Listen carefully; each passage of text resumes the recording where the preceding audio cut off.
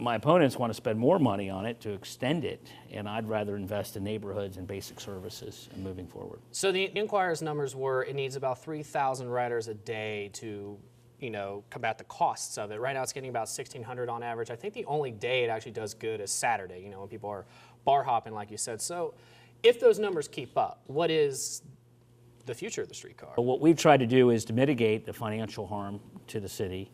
And now that we have it, we hope that people will take advantage of it. And like I said, on Reds games and Bengals games, I in fact predicted that it would work best on the weekends and at night. And in fact, when I proposed extending the hours till 2 a.m., I was criticized by my opponents. But clearly it's turned out that that's the best time for the streetcar. And I think figuring out ways to do promotions or, night on the town type stuff, hopefully will help it do better. For people that aren't familiar, I mean, you were in opposition to the streetcar, but it was built during your administration. So kind of like what led to that? What was it? Were we just too far in the process and we just were kind of married to it? Well, the 2013 election, there was a big issue, and I campaigned against it. My opponent campaigned for it. After I was elected, but before I was sworn in, they sped up the construction, and they had started the construction before the election, but the voters still sent an overwhelming message to not spend that kind of money on a streetcar. But unfortunately, they, between my election and the swearing in, they sped up the construction, and then they were able to get City Council to create a veto-proof majority to continue with the streetcar. So I was overturned by the process on City Council. And since then, I've tried to make the best of it, and I've come up with an operating plan to tax the developers along the streetcar route to help pay the operations. I also advocated for extending the hours, because it's been more successful, as I predicted, on the weekends and at night as a bar hopping mechanism, which is a wonderful way if you're in from out of town or you're going down with your family for a Bengals or Reds game. It's a good way to get around downtown. So we're trying to make the best of it. The extension of the line also kind of cures the weekday ridership, right? Because people uptown want to come downtown, downtown want to come uptown. Now you start to get that daytime ridership because people can rely on it, and it goes a little further. So what would that extension look like? I don't know. I mean, I think we're still figuring that out. I think initially uptown, downtown was the connection along Vine Street. We haven't had a new study done in a long, long time, and we have to see if that's still feasible, if that's the best route.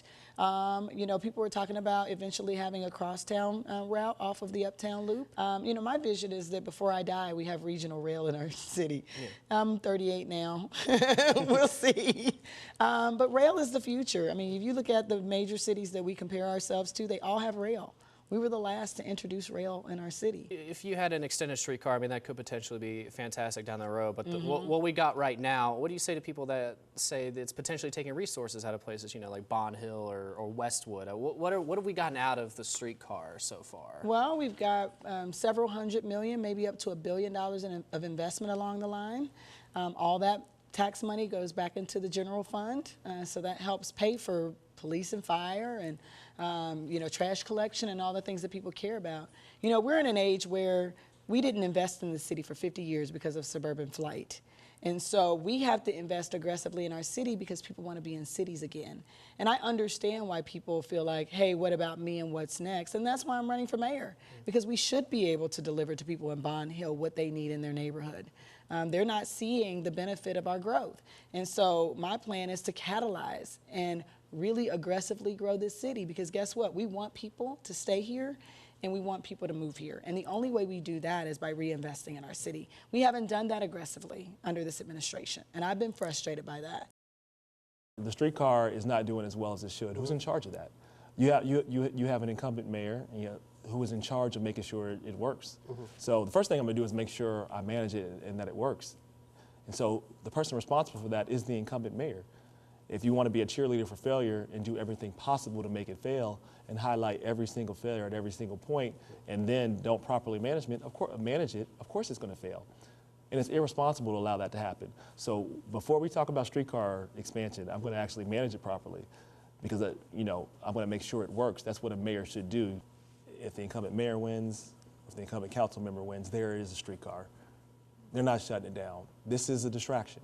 The question is, what type of transportation system do you want for the city to make sure we are creating more economic development and expanding jobs? We're going to have a larger focus and a vision that goes beyond just talking about the streetcar. I know people are obsessed with talking about it because it's a popular issue to talk about, but it's not going to help us connect more people to jobs, access, and opportunity. We're going to have a larger conversation about the whole city and not just focus on the streetcar. But I mean, it is a big deal for the city. I mean, these numbers show that it's not on track. It's gonna. You just said it was 53% higher than expectations. On weekends. Okay. Yeah. So what has to happen for that to work is there's going to has to be a larger vision for the city of Cincinnati. I'm not going to talk to the citizens solely on the streetcar. We're going to talk about other things plus the streetcar. It's a part of it.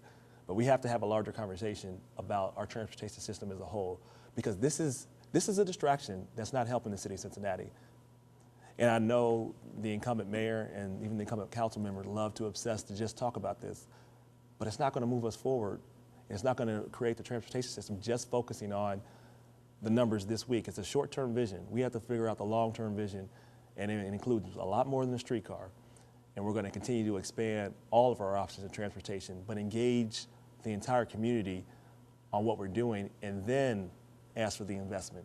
You can't ask people to invest in something that you don't seek to do the hard work to tell them what the vision is and engage them in the process. We need to do all that first before we talk about building another phase of streetcar or even going to a larger vision. We have to come together, create that vision, and I have some concepts of what it's going to be, but I can't do it alone. It has to be the business community that comes on. It has to be community leaders, and everyone needs to agree that we need to do this to be competitive. And I believe people understand that. People will understand that when you lay it out to them and you talk to them. That hasn't happened, though. City Hall just fights amongst itself. And that's the reason why we haven't gotten past this debate.